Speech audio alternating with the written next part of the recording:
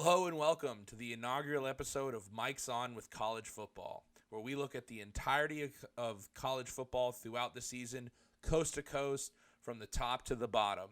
Your one-stop shop to look at all of what college football has to offer. Today, we're starting our preview season. We're looking at the ACC, the Atlantic Coast Conference, specifically the Atlantic Division. I got a timer going here, so I don't go too long and hold you forever. So here we go. First up, we've got Wake Forest University. They went 11-3 last year. Absolutely phenomenal season for the Deacs, and they return a lot of what comes back from this past season. What departs right now is wide receiver Ja'Cory Roberson. He's gone to the NFL. Some top defensive starters on the defensive line, and fourth-round pick Zach Tom, who went to the Green Bay Packers as an offensive guard, as well as Christian Beal-Smith, who transferred to South Carolina. Key injuries we've got coming for Wake Forest here. Sam Hartman, quarterback last season for the Demon Deacons, has undergone a non-football related injury and had surgery back on our August 9th. His timetable is indefinite at this point, so we kind of are up in the air with who's going to be slinging the pill here for the Deacs. Bit banged up at cornerback and defensive back. They're deep there, but young. A lot of third-year sophomores, a lot of just third-year juniors. They've got skill there. They're a bit small. Everyone's kind of around 5'10", 5'9". Not saying that's a bad thing, but would love to see some more height at the defensive back position for the Deacs. They do return a lot of starters from last year, 7 on offense, 6 on defense.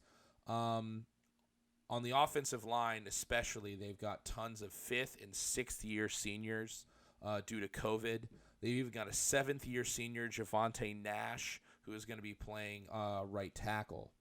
They've got 104 offensive line career starts, which ranks 26th nationally, and returned 78.6% of the yards they gained last year on offense. So the offense should be fine. They're going to reload. They don't really need to reload. They just plug in a few other players, but they return most of the wide receiver core and should be good to go as long as Sam Hartman can come back and be ready to go. He'll probably miss the first 3 or 4 games of the season. Big question is if he's back by October 1st against Florida State. That's really where rubber's going to meet the road. I mean, before that actually is Clemson on the 24th at home, but hopefully he's back there. If that's Wake's first only loss of the year, then so be it. They do have a new defensive head coach. Brad Lambert is coming over from Purdue. He's a former Demon Deacon himself. He coached during the Jim Grobe era at Wake Forest. So he coaches a more aggressive defense. They should blitz a whole lot more and should just try to get after the quarterback more. They've got really good defensive linemen, more finesse-based than straight-up power. They're not going to run over you, but they are experienced, they're smart, and hopefully they'll be used in a method that was better than last year, because last year Wake Forest got run all over. I think Army, who only runs the ball, they ran about 400. They put about 400 yards of rushing on the Deacs, but the Deacs had like 600 passing yards, so that game was wild. It ended 70-56 if you never checked it out last season. So last couple columns here, we've got for sure wins, for sure losses, and then 50-50s on the schedule, games that I think could go kind of either way. For sure wins I've got for the Deacs. Now this is going into this, I'm thinking Sam Harm's missing the first 3 games. VMI, Vanderbilt, and Liberty. That's what I'm thinking. It's about a month off. If it's more than that, this is all just throw it out the window. So I think VMI and at Vanderbilt are definitely wins for the Deacs. They've got Liberty coming to town without Malik Willis. There's not much there at Liberty this season. Home against Army, home against Boston College, home against Syracuse, and at Duke, who's very terrible this year. For sure, losses are going to probably be home to Clemson. Even with Sam Hartman, that defensive line for Clemson is going to be a beast, as we'll address. And that's been Wake's bugaboo. They've been able to actually beat everyone else in conference. Clemson's just got too much talent. Doesn't matter how Wake Forest does their crazy mesh point offense. If you haven't checked that out, please do. you watch Wake Forest football and it'll almost break your brain. Schedule 50-50s. Florida State, it's in Tallahassee this year. They're going to be better, and they could actually have a crowd there, and that'll mean something in Tallahassee. At Louisville, who returns a lot as well, and at NC State, who I think could be the sneaky gem of the ACC. And then home against UNC, who they're breaking in a new quarterback. They've got some injury trouble with the running back, but they beat Wake last year. I think they could do it again. So, and I kind of have here at the end, it's kind of my interesting thing here for Wake Forest. It's going to be here with all the different teams as we touch on them. Give me 1 second. There we go. So looking to go to their 6th straight bowl game, which is already a record consistently for the program, but why not extend it? Sans 2020, obviously. COVID doesn't count. So coming off an 11-win season, can the Deeks retool and reload? Offense should still hum if Hartman comes back earlier than the October game against FSU, as I said. Defense just needs to get average and not be terrible. They were pretty terrible last season, especially against the run. If they can get to be an average defense, this could be a back-to-back special seasons for the Deeks. Record prediction for me, I'm thinking 8-4 or 9-3 for the Deeks, and they get back to a bowl game. From a fan perspective, just being competitive against Clemson would be nice. They were about competitive for about a half against Clemson last season. Would love to see that game go into the fourth quarter tight. No blowout. And they allowed 8 sacks in that game. So let's try to keep the quarterback upright. The Atlantic is stacked with good teams this year. The Atlantic Division in the ACC is tough as I've ever seen it. So maybe not win the division, but be competitive and make November fun. Up next, we've got the pride and joy of the ACC, who's been dominating the ACC for the last 7 years, ever since 2013. Clemson University. They went 10-3 last year. They do lose some starters at linebacker, James Stalsky and Dylan Spector, as well as wide receiver Justin Ross. They lose some DBs and some O-line, and they only have only 75 returning starts in the offensive line. That's kind of average for the country. You really like to see more than that. They do have some injuries coming out of training camp. Wide receiver Bo Collins and E.J. Williams will have missed camp at times with injury, and they're already thin at wide receiver, so that might be a bugaboo early in the season. Their big returners this year, obviously, they're going to return a lot on offense. They were pretty young on offense and struggled mightily throughout the season. DJ Uiagalelei, their quarterback, is back. We'll see if he can hit a 5-yard out route. He was disgustingly awful in the short passing game. It came on later in the season, but early on, it was tough for him to be completing passes. Will Shipley, freshman running back, really changed the game for them when they put him into the starting lineup later in the season. He was a dynamite in the screen game. They returned 84.8 offensive yards from last year and 74.2% of their sacks. The defensive line for Clemson should be the nastiest, maybe in the country, but definitely in the ACC. They are super physical and are just going to probably railroad a lot of offensive lines. The big question for Clemson, can they get back? Let's say last year, if you're a Clemson fan, was probably a down season. They didn't go to the championship game. What makes Clemson take that next step? I really do believe it is DJ Uiagalelei becoming a better passer as well as a more willing runner. A lot of times he would have 4 or 5 yards in front of him as he climbed the pocket and just wouldn't take it. If he can get out in space and run, he's a long stride runner. He'll build up speed, and also he's like 6'5", 240, 250 pounds. He dropped a little bit. So he might even be faster. Going on to new coordinators. They've got a new offensive coordinator and a new defensive coordinator after both bolted for head coaching jobs at Virginia for Tony Elliott and at Oklahoma for Brett Venables. We'll see what happens with the new hirings. They were all internal, no outside hires for Dabo Swinney. He's really putting culture first here at Clemson. So we'll see he's kind of putting it all on his back. He's saying that what he's built so far is enough to propel it forward. We'll see. We'll see.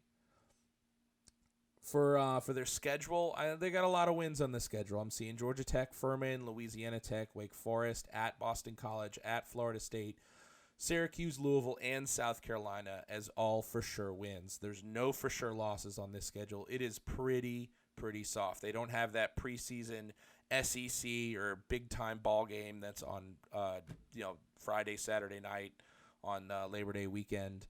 But there's going to be some tough games in the ACC itself. NC State, as I already mentioned, at Notre Dame, which is technically a non-con game, but hey, they're kind of in the conference, so you got to deal with them, as well as home against Miami. Those are three games that, out of everyone on the schedule, I think could give Clemson the most trouble, but in all reality, I think they're going to be pretty solid. In fact, I'm probably seeing them at around 11-1 with the easy non-conference schedule. They should pretty much make the ACC championship game. If they don't get back to the ACC championship game, I would consider it a disappointing season for Clemson. Up next, we've got Florida State. They finished at a pretty abysmal 5-7 last year. Lost to Jacksonville State in Week 3 on a Hail Mary from the 50 to kind of put them. That would have been one win that they really wanted to get to bowl eligibility, but alas. They're losing running back Jashawn Corbin, as well as defensive lineman Jermaine Johnson, who went top 15 in the NFL draft, as well as Keir Thomas from that defensive line as well. They lose 18.5 sacks of defensive line production. Some key injuries coming out of training camp for them. Caden Lyles, a transfer center from Wisconsin, he is out for the year. Offensive line was already going to be a pretty fragile position for them, and to lose another one doesn't put them in a great spot.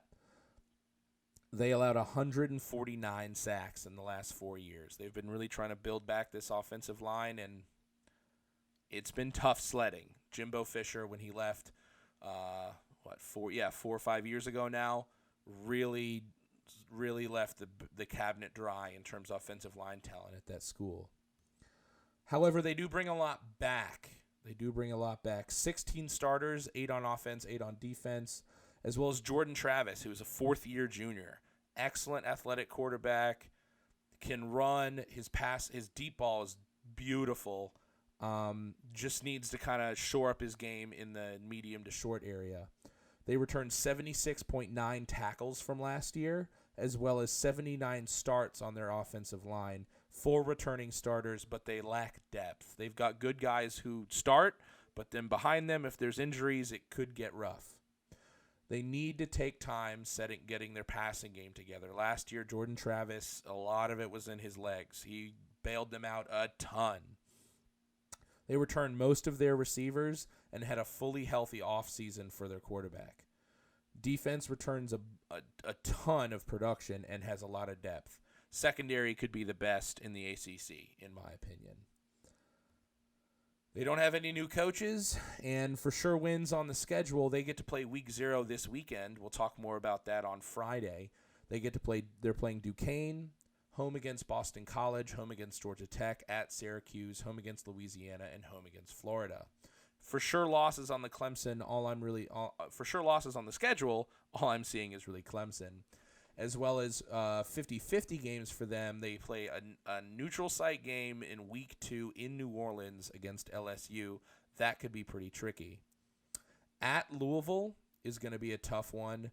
Home against Wake Forest. Yeah, I said it'd be tough for Wake, but I think that game could go either way. It could be a night game, too, for Wake Forest if somehow they're 4-0 and had just come off a win against Clemson, and that would be a crazy night in Tallahassee.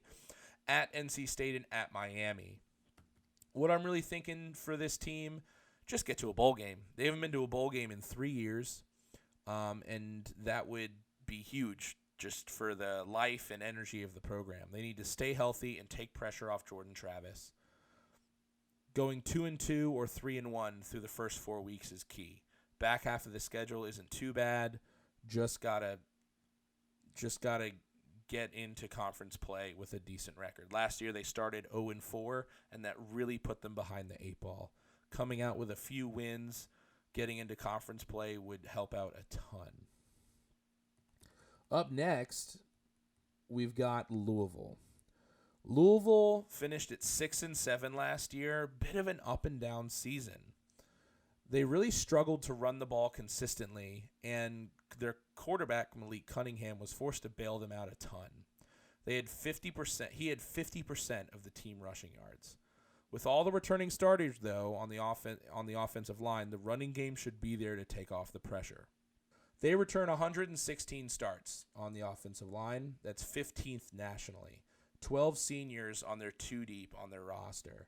79.4% of offensive yards are all coming back for this team.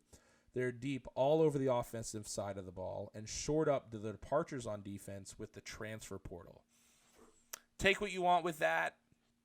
I think the transfer portal has been really helpful for a lot of teams, and for others, it's a bit of a gamble, right? Can the guys who you are transferring in come in and get right with the culture and not be hazards in the locker room?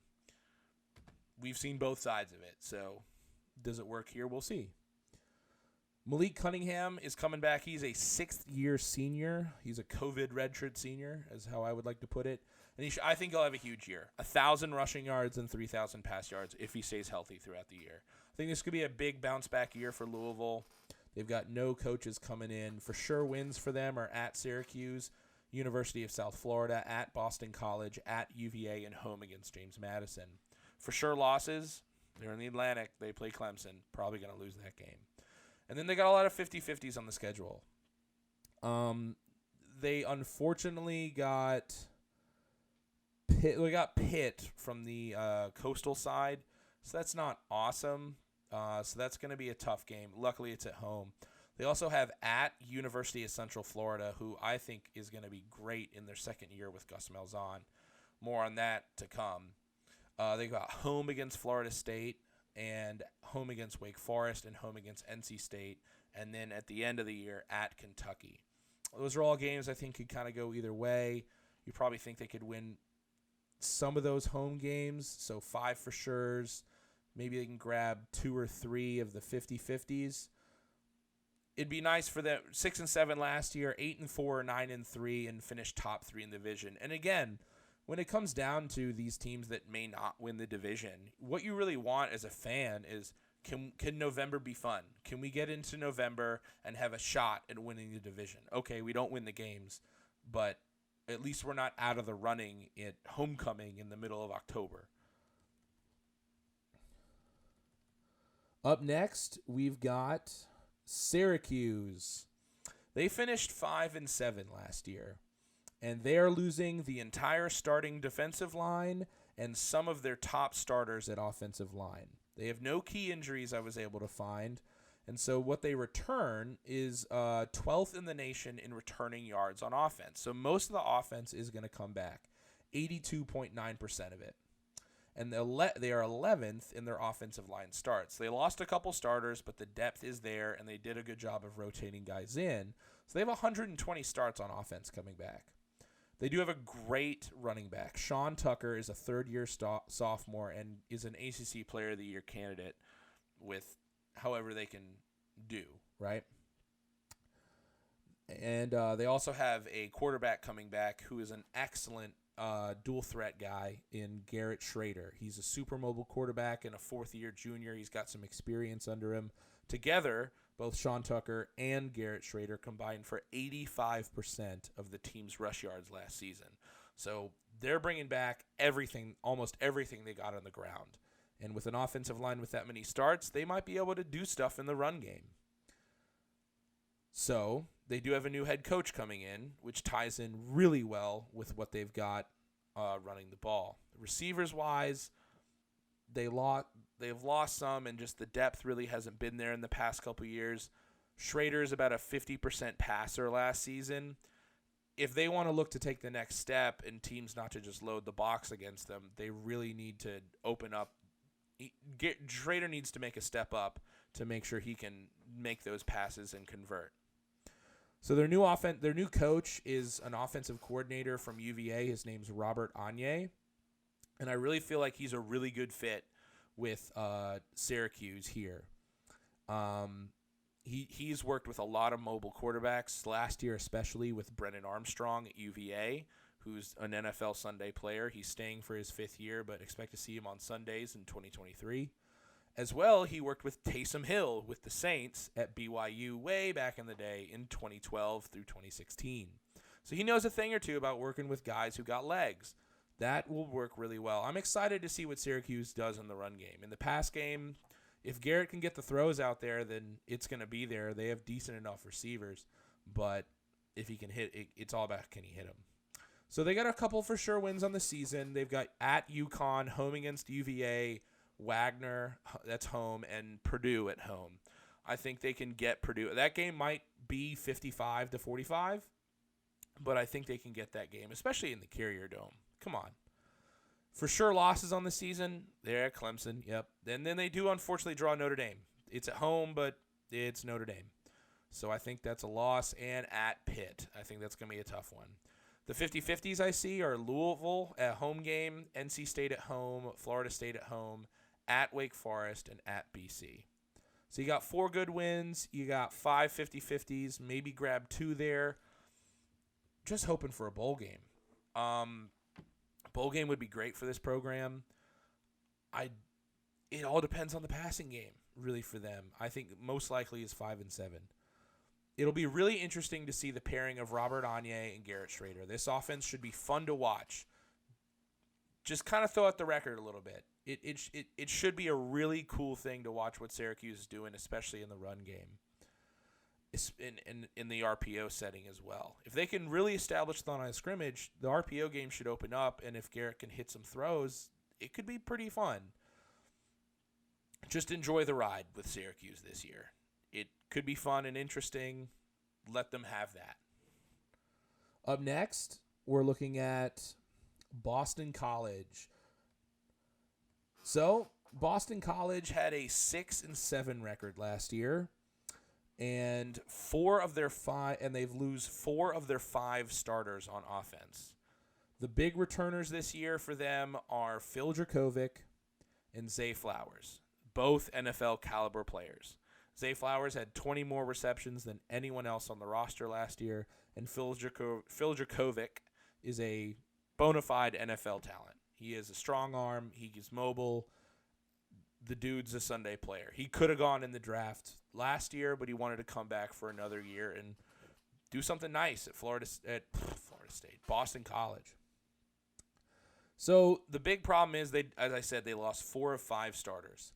And the one starter who they retained, Christian Mahogany, probably one of the better guards in the ACC, suffered a torn ACL in July at home working out.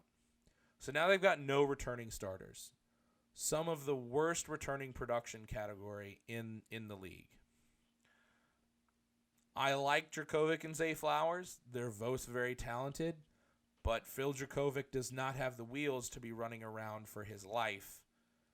And if he only gets 2 seconds to throw the ball, I don't know if Zay's going to be down the field that fast.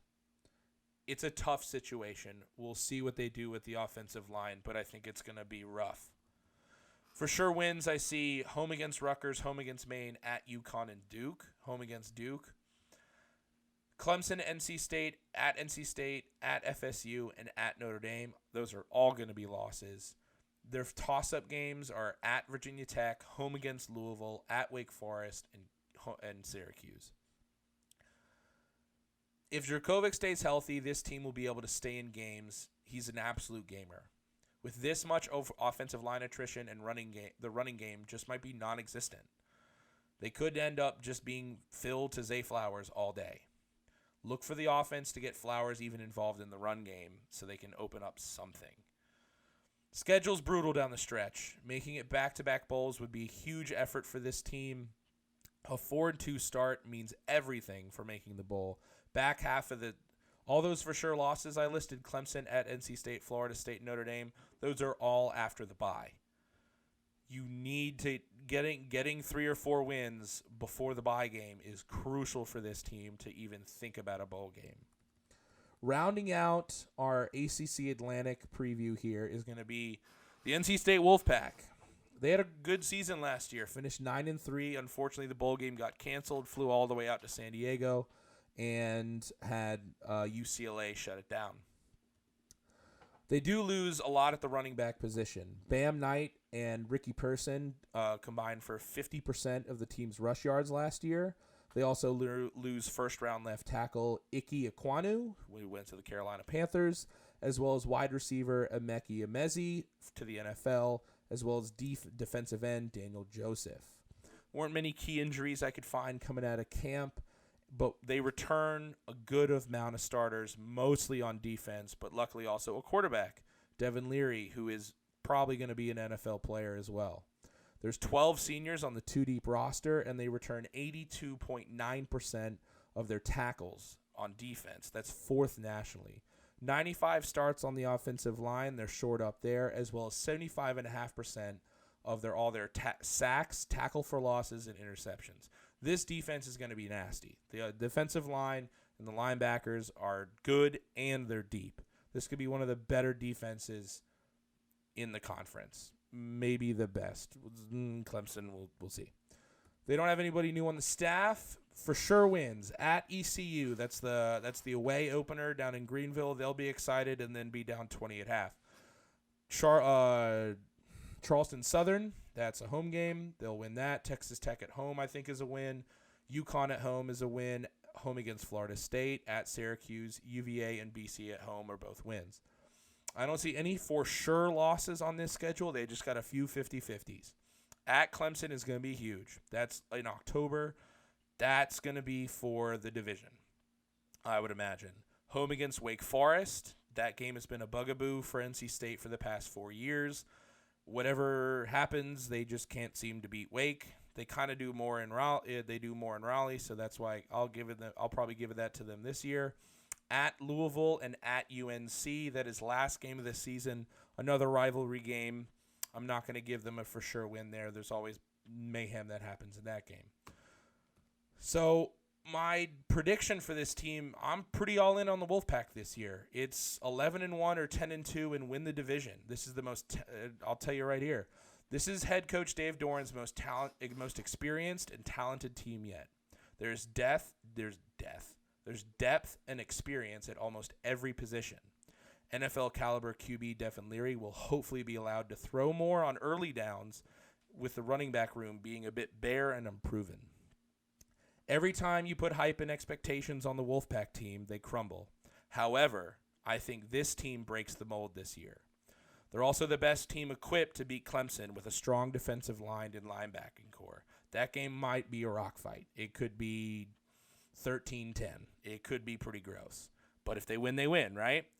Big thing for this team does, with the lack of running production returning, however the offensive line is good, I hope, and you should as well as an NC State fan, that there is more emphasis on getting the passing game involved on early downs.